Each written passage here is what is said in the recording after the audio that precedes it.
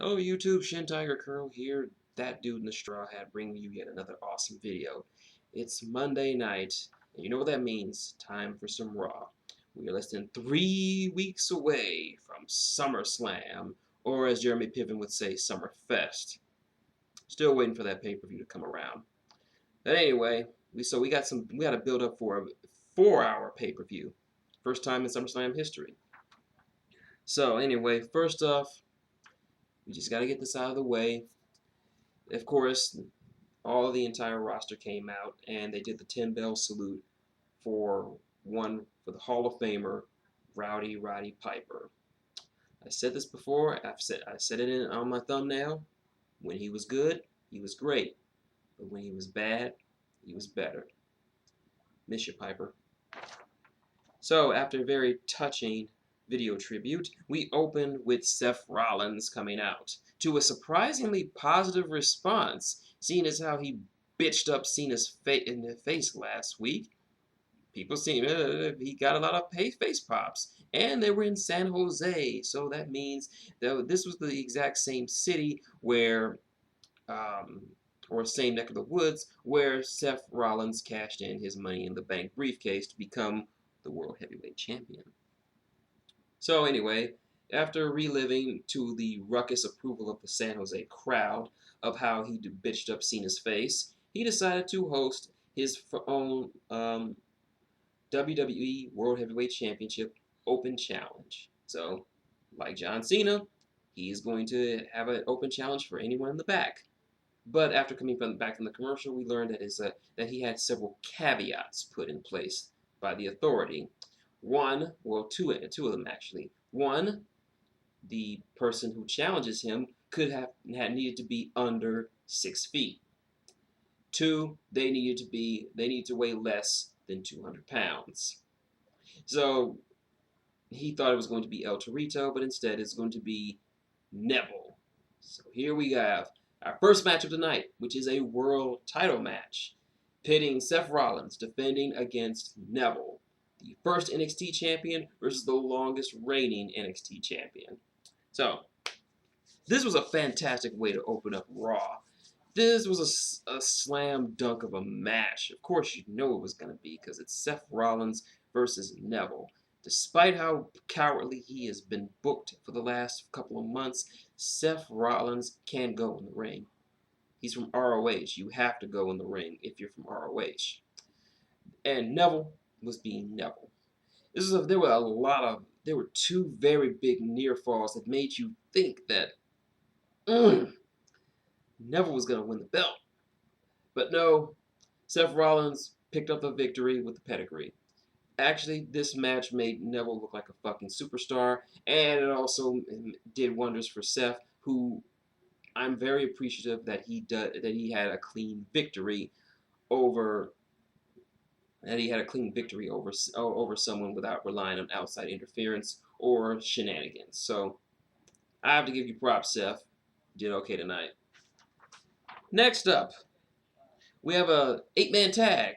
The Lucha Dragons team with Los Matadores to face off against the Ascension and the New Day, or the Douche Day, with the primetime players on commentary. This was a great match up as well. Once again, the tag team division is alive and well in the WWE. All 4 teams brought their own individual styles to the match, which made it a treat for the eyes as well as the ears. And by ears, I mean the great commentary provided by the primetime players, as well as Xavier Woods scuttering around outside, talking some enormous shit to everyone. In comes when Kofi hits Kalisto with the Trouble in Paradise off the top rope. 1, 2, 3, Ascension and the New Day win. Next up, Divas Match. Whoa, hold on. Before you go and take that piss break, you're gonna want to watch this. It's the Bellas. Stay with me. Stay with me. The Bellas versus Becky and Charlotte. See, aren't you glad you stayed with me? Now, as we know, all the other 2 factions have their own names. Team Bella, of course, being the Bella Twins and Alicia Fox, and Team Bad, Beautiful and Dangerous, or Beautiful and Deadly, depending on what you want to say. The team of Naomi, Tamina Snuka, and NXT Women's Champion Sasha Banks. The last team, Paige, Charlotte, and Becky Lynch, have formed probably the best team name ever, the Submission Sorority.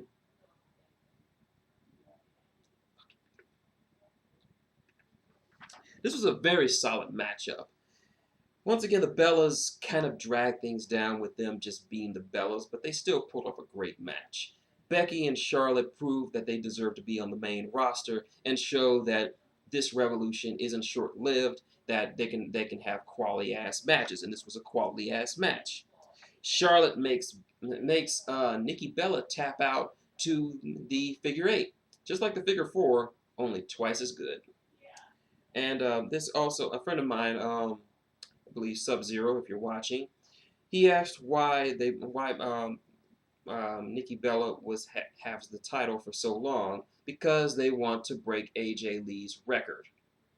This is obvious, because someone in the back, probably Kevin Dunn, are petty assholes.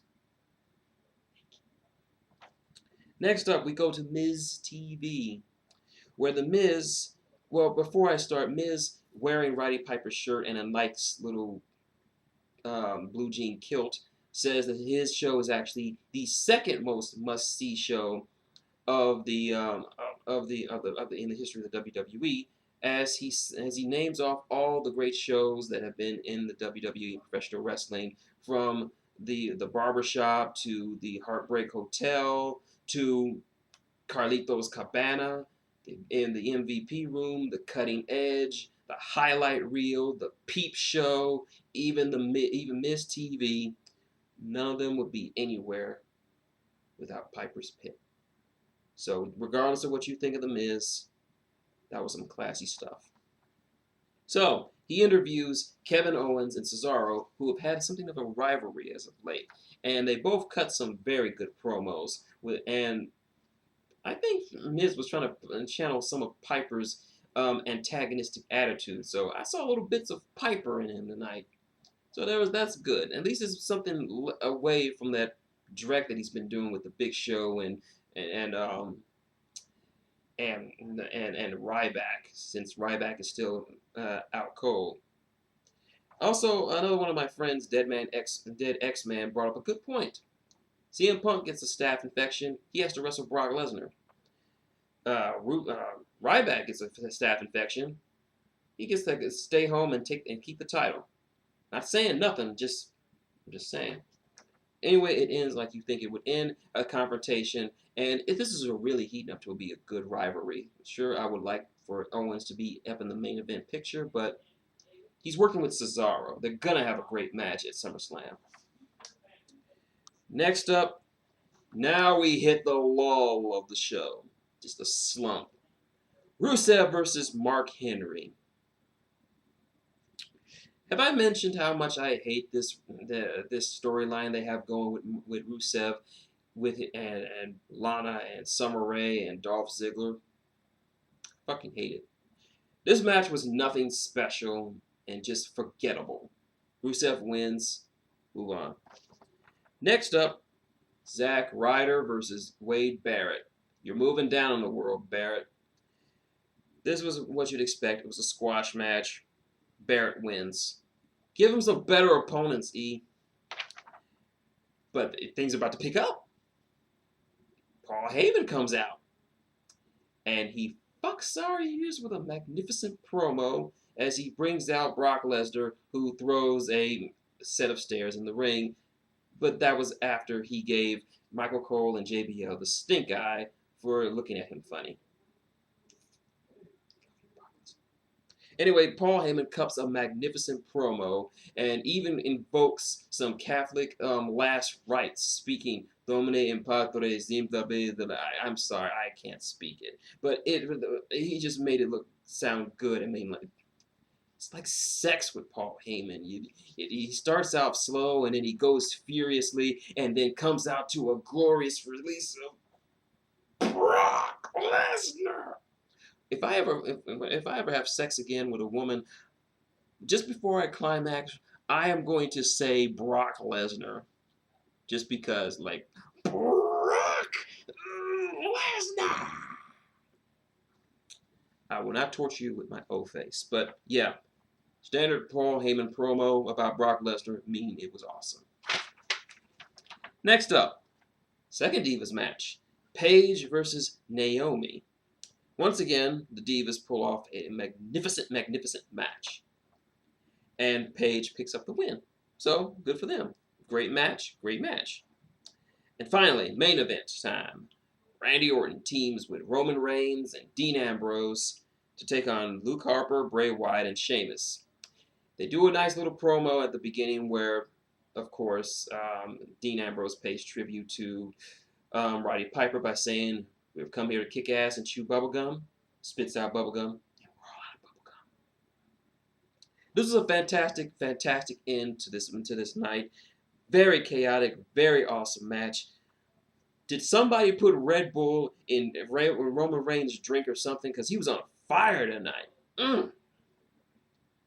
We need more of that Roman. We need more of that Roman Reigns. But nonetheless, Randy with the faces win, and that's the show. My thoughts? This was a great show.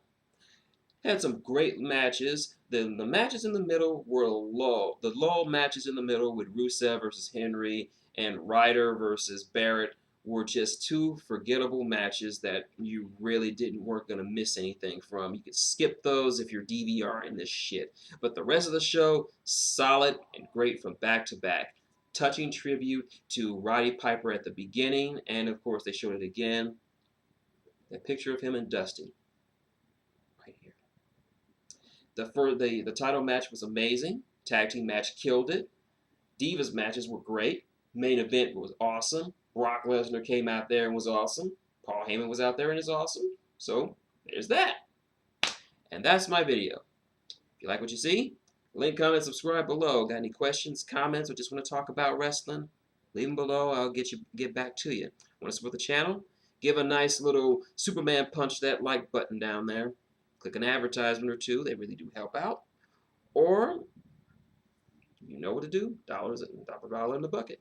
So, until next time, this has been shintigercurl, that dude in the straw hat, saying good night, and we miss you, Roddy.